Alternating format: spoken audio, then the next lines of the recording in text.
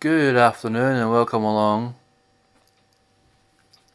to my review of the finale to Rising of the Shield Hero. My name's Tate Eisenberg and it's your friendly neighbourhood weeb about to break down the episode for you.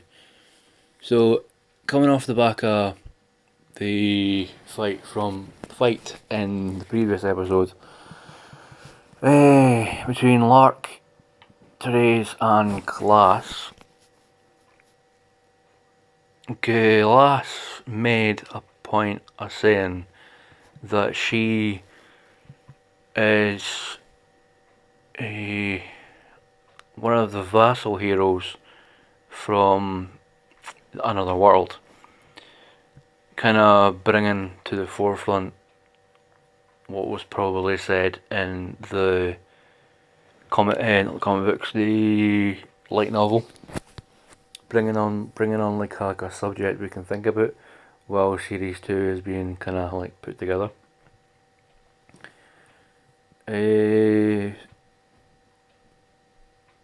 So it came to a point where it was like kind of talking and everything, and some excellent fighting from Nafume and Glass. The back and forth in this episode was really fantastic. They both exhibited fantastic stamina. Glass pulling off numerous attacks, and Nafume basically having to kind of be a little bit quicker on his shield change ability, where he can change between two different shields really quickly. Because what he did is he realised that when he used I can't remember what shield it was, but it was the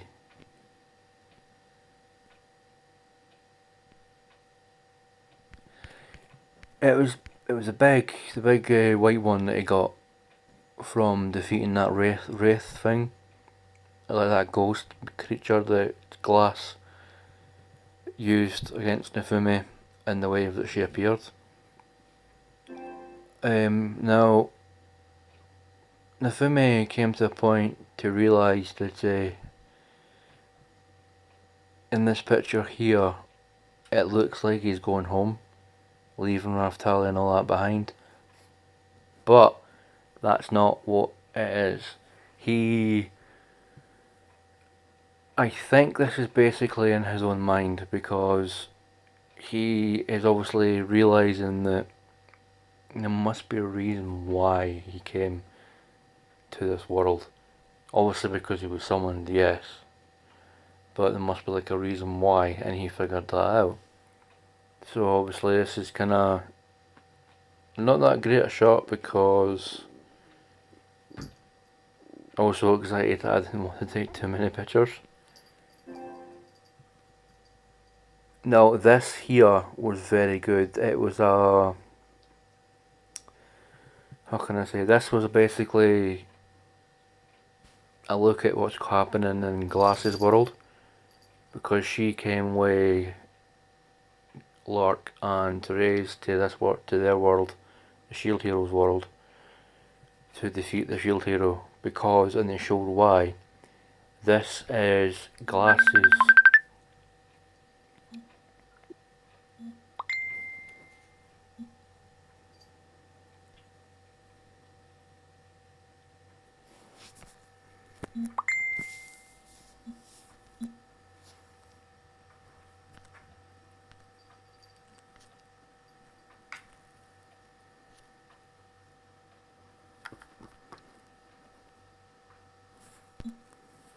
boom, a second, ladies and gentlemen. This is a friend of mine trying to get in contact with me mid-review. This here, as I was trying to say before I was interrupted, is one of the people that is waiting back in Glass's world to basically rely on Glass, Lark and Therese to succeed.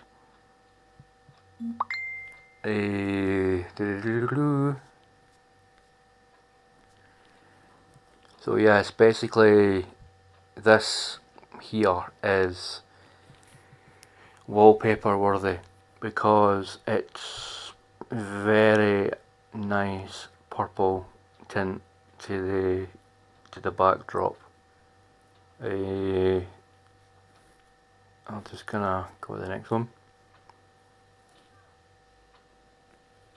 Kind of little great shots in this episode as well, because there's a great picture there of Nifumi in his billowing cape. So it got to the point where Glass has realised that it's do or die, because she is dead set on beating the sheild hero because she thinks that'll save her world.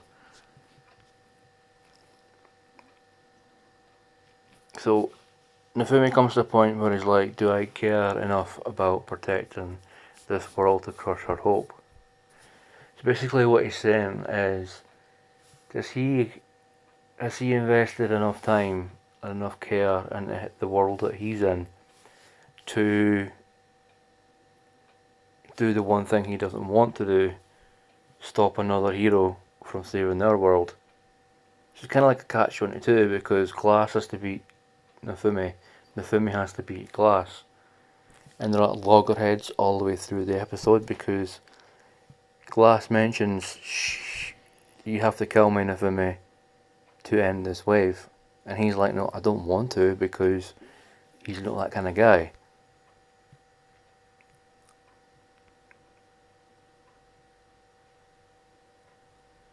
And this is a great part of the episode where the Queen says something, and she's like, oh man, my friend took me kinda off kilter here.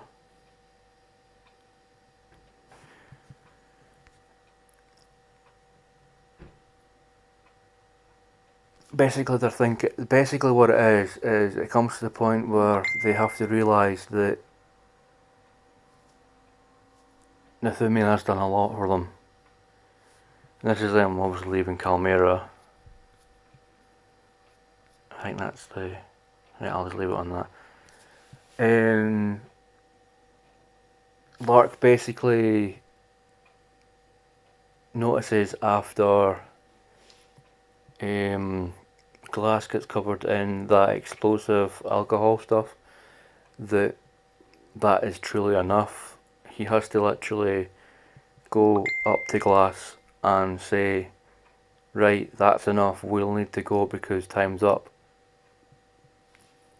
And the last words that Lark said before the three of them disappeared back to their world was, obviously he'll never get used to saying Nifumi. He'll just say kiddo, and they'll see him next time. Now, near the end of the episode, what it is Raftalia has a meltdown, and she thinks now, because it goes through, obviously I'll let you guys watch the episode. You've obviously probably watched the episode already, but if you've not, then obviously all the stuff that I've missed, you'll be able to see.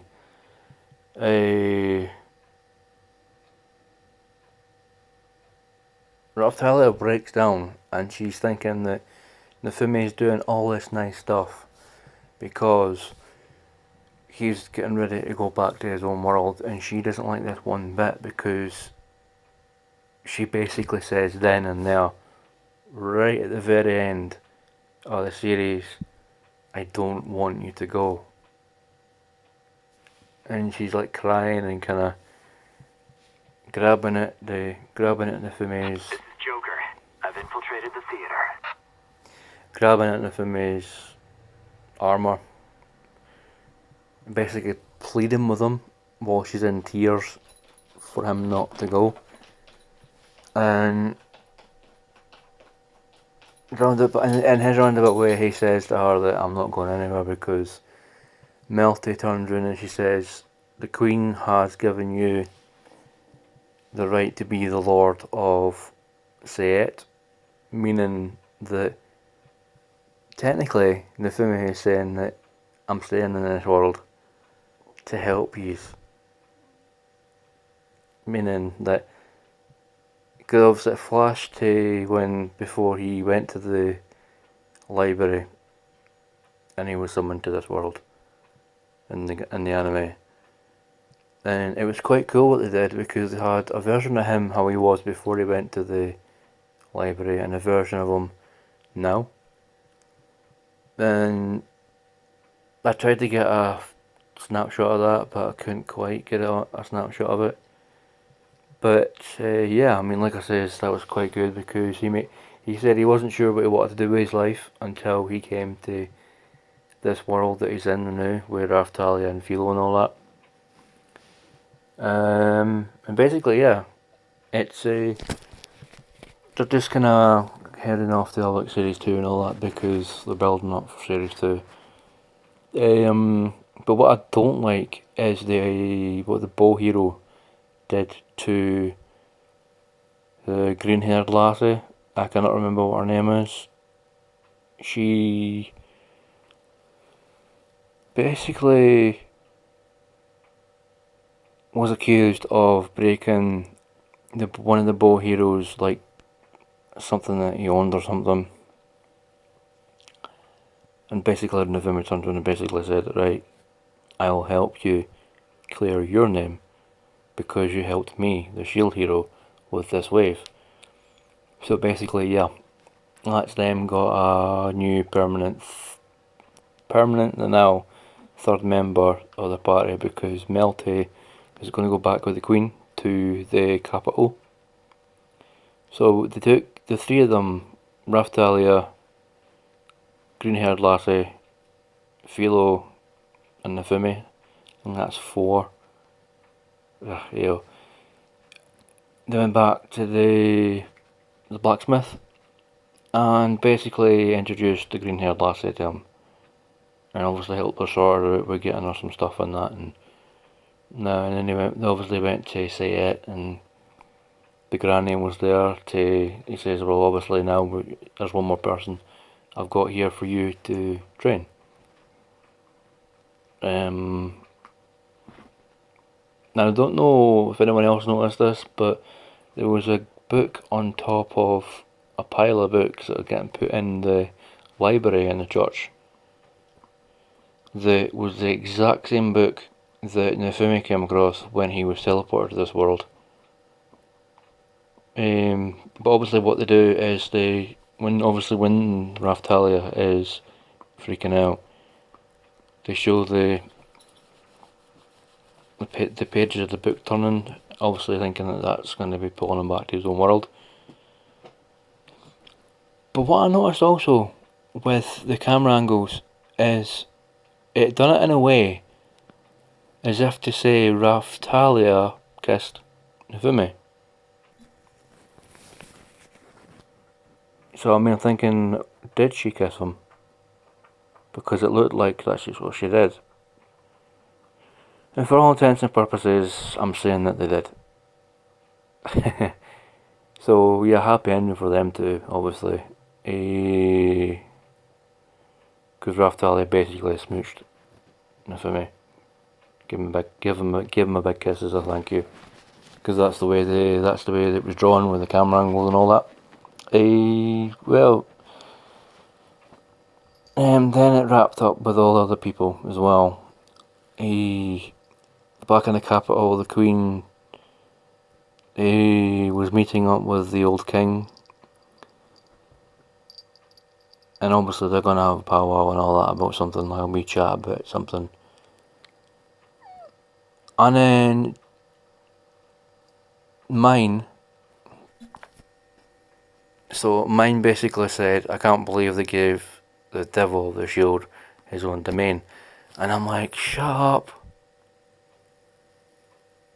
It just goes to prove that she's still up her own bum about him, even after everything he's done for her, saving her from the chopping block, getting executed, and everything. But I suppose she won't change because she's a side character now. There is something now I want to talk about. Now that I've done the review, this is kind of like an extra bit. Okay, so I've seen a lot of people on Twitter and Facebook, I think, wondering about if there's going to be a series 2 of Rising the Shield Hero. Now, the producer, Kadokawa, basically has said that sequel definitely possible,